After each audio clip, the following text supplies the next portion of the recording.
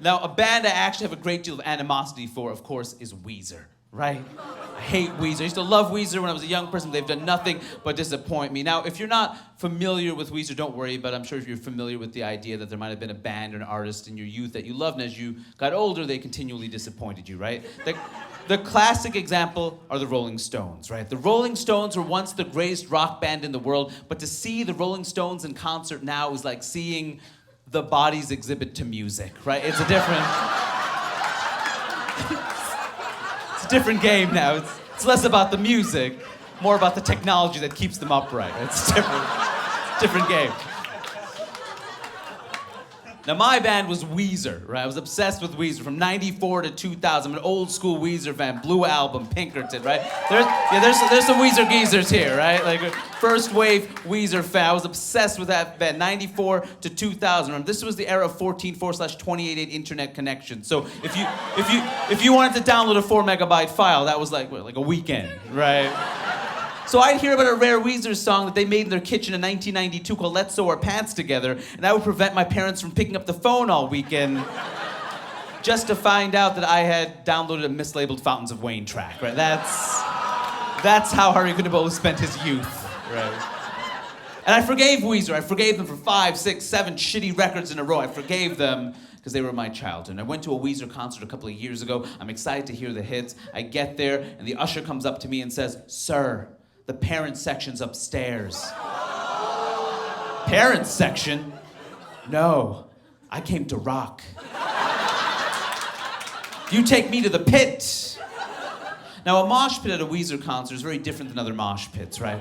A mosh pit at a Weezer concert is basically nerds bumping into each other and apologizing, right? It's a different kind of thing. "I'm sorry, I didn't mean to ruin Only in Dreams for you.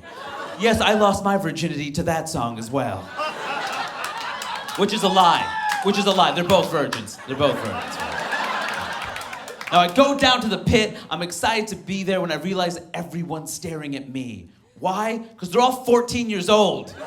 Somehow Weezer's demographic has not changed in 15 years. They're all 14 to 17, and they're all staring at me as if I'm the creepy old dude. I'm the creepy old dude at a Weezer concert at 28. They're all staring at me as if I'm gonna say, "Hey, you kids ever grind to Weezer?" In the garage, right? In the garage, yeah. I'm the creepy old dude.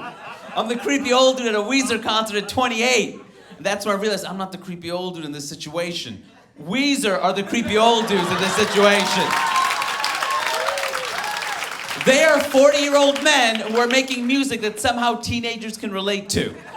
How does that make any sense? "Oh, life is hard, and girls don't like me, and high school's weird." Of course it's weird. You're 40. What are you talking about? Imagine if my whole act was writing jokes that high school students could relate to. Wouldn't that be weird if I walked out on stage and I was like, "Homeroom? What's the deal with homeroom? We're at school right now. Shouldn't it be not homeroom?" I'm relating. Don't you all love that video game that's popular in the era that you're in? Oh, you know, that video game that's popular in the era that you're in. The one with the points. I'm relating. Don't you hate when you have an amazing show and you can't wait to hang out with that 14-year-old girl you're in love with, and after the show, she's all like, "Aren't you my dad's friend?" And that's Weezer. Now, audience, look, we can be honest about this. The end of that joke was very disappointing. I mean, it was a very long way to go for very little. I mean, the beginning of the joke had a couple of big punchlines, right? And then it plateaued for a really long time, really living off the early part of the joke. And then it ended really disappointing. And you might be wondering, Hari Kondabolu, why would you write a joke like that? I'll tell you why. I wanted to write a joke that echoed the trajectory of Weezer's career.